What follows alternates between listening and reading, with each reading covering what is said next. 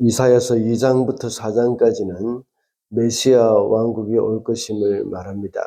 그 중에 2장 6절부터 4장 1절까지는 악인들에 대한 하나님의 심판이 있을 것을 경고하고 있습니다. 그리고 4장 2절부터 시온의 남은 자들이 회복될 것이라는 말씀을 예언하고 있습니다. 유다가 하나님이 선택하신 백성이긴 하지만 종교적인 타락과 도덕적인 타락으로 인해서 멸망할 수밖에 없었습니다. 그러나 그 남은 자들을 하나님께서는 거룩하게 하시고 회복시켜 주실 것이라고 말씀하고 있습니다. 그리고 이 사람들을 주님이 보호해 주실 것이라고 말씀을 하고 있습니다. 그래서 4장 1절까지는 하나님의 경고가 있었지만 4장 2절부터는 희망의 메시지가 담겨 있습니다. 심판의 날은 항상 양면성이 있다고 했습니다. 메시아가 다스리는 날이 올 때에 그때도 역시 심판의 날이기도 하지만 악인들에 대한 심판과 함께 하나님의 회복이 주어진다는 것입니다. 그러므로 의인들은 메시아가 다스리는 그 날을 기다리게 되는 것이죠. 그래서 오늘은 그 날이 오면이라는 제목으로 말씀을 살펴보겠습니다. 첫째로 그 날이 오면 완전한 회복이 있을 것입니다. 2절 말씀입니다.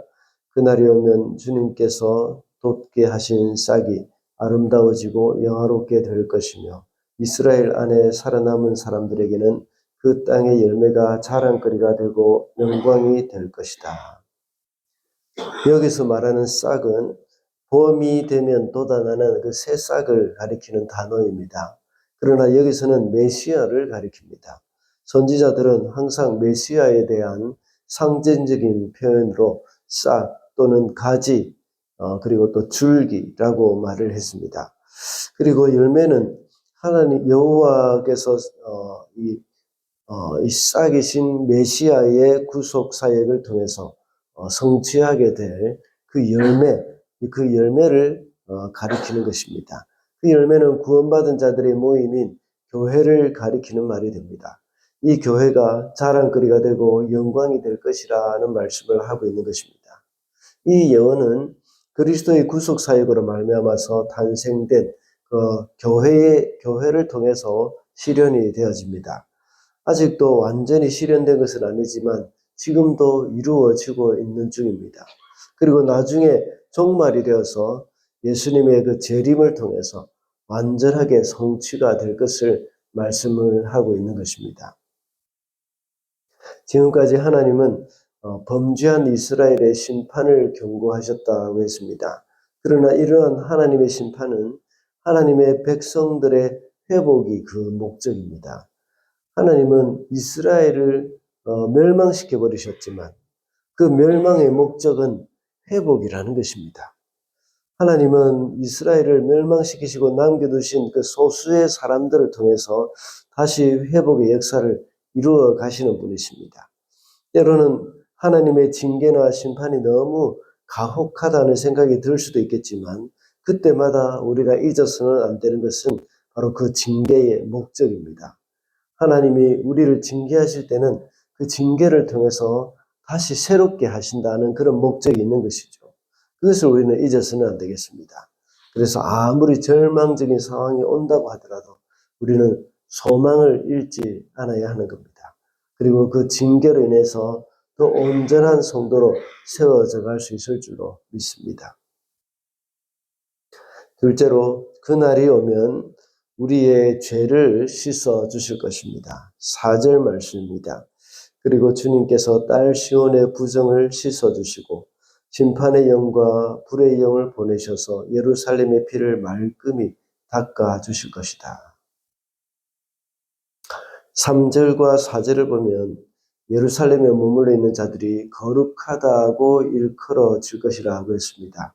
주님께서 시온의 딸의 부정을 씻어 주실 것이고 예루살렘의 피를 말끔히 닦아 주실 것이라고 했습니다. 메시아의 통치가 이루어지면 그들의 죄를 씻어 주실 것을 약속하는 말씀입니다. 이 일이 우리에게 어떻게 이루어졌습니까? 예수님의 구속 사역을 통해서 이루어졌죠. 그리고 성령께서 이 땅에 강림하셔서 각 사람 가운데 임하셨습니다. 그래서 그리스도의 구속사역을 믿는 사람들에게 성령님이 임하신 겁니다. 그리고 그들의 죄를 씻어 거룩하게 하실 것을 예언한 것입니다. 삼위 하나님의 구속사역은 각각 다릅니다. 성부 하나님은 우리의 구원을 계획하셨습니다. 그리고 성자 예수님은 성부 하나님이 계획하신 그 구속의 사역을 실행하신 것이죠. 그리고 성령 하나님은 그 구원을 우리에게 적용하셨습니다. 그래서 성령님을 인해서 예수님의 구속사역의 구속의 역사가 우리로 하여금 믿어지게 만들어 주신 것입니다. 믿어지게 된 사람들은 죄가 다 씻음을 받게 된 것입니다. 이것이 바로 성령 하나님의 사역입니다. 사람은 자신의 죄를 씻을 수가 없습니다. 로마 가톨릭 교회 신자들을 보면 자신의 죄를 씻기 위해서 온갖 고행을 다 하는 것들을 우리가 여러 가지 매체를 통해서 과거의 영화들을 통해서 보지 않았습니까? 그러나 그런 고행으로 자신의 죄를 씻을 수가 없습니다. 가톨릭 교회뿐만 아니라 이 불교나 힌두교 등 많은 종교에서는 고행을 통해서 죄를 씻을 수 있다는 생각을 하고 있습니다. 그러나 사람의 어떠한 노력도 죄를 씻을 수 없다는 것을 인정하고 성령님을 철저히 의지해야 합니다. 방금 읽은 4절에서는 성령님을 가리켜 심판의 영과 불의 영이라고 했습니다. 이 성령께서 예루살렘 피를 닦아주신다고 했는 것입니다. 우리의 죄를 씻어주시는 분이 바로 성령님의 사역이기 때문입니다. 그러므로 우리를 깨끗하게 해주시는 성령님의 사역을 의지하면서 우리는 살아야 하겠습니다. 마지막으로 그날이 오면 하나님의 보호가 있을 것입니다. 5절 말씀입니다.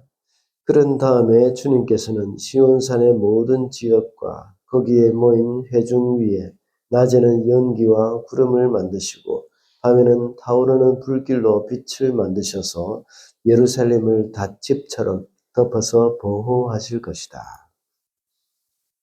5절과 6절은 출애굽할 때에 하나님이 구름 기둥과 불 기둥으로 이스라엘을 인도하신 것을 생각나게 해줍니다.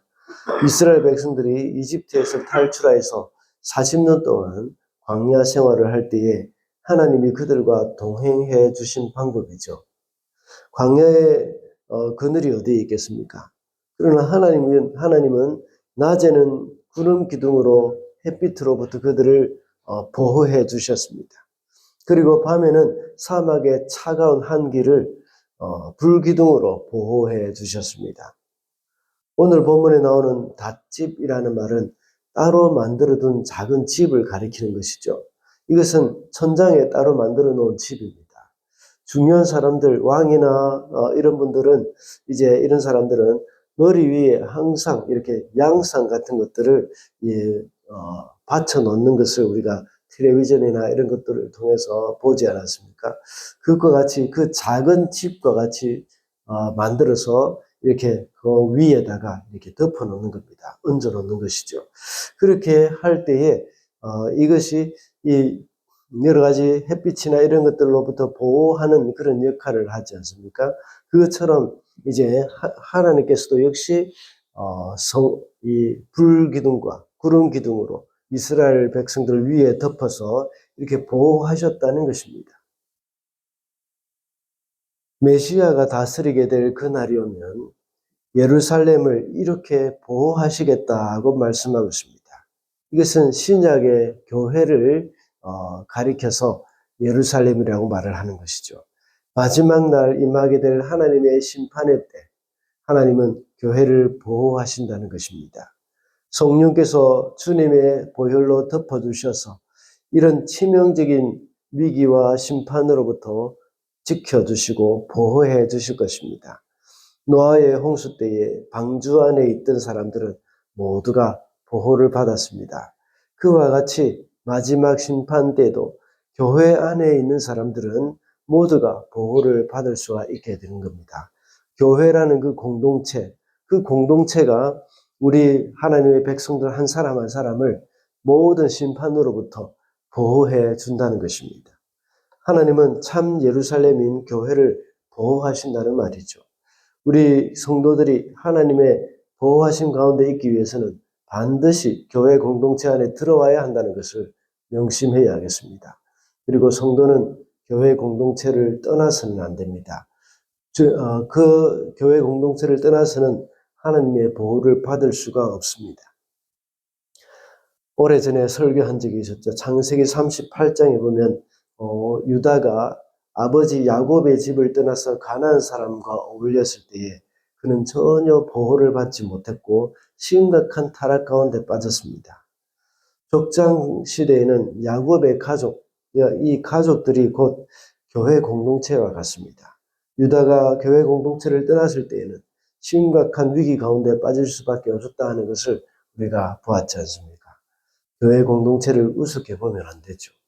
교회 공동체 안에 있을 때에 하나님이 지키심과 하나님의 보호하심이 있다는 것을 늘 기억하고 교회 공동체를 소중히 여기고 그 안에 늘 머물러 있어야 하겠습니다.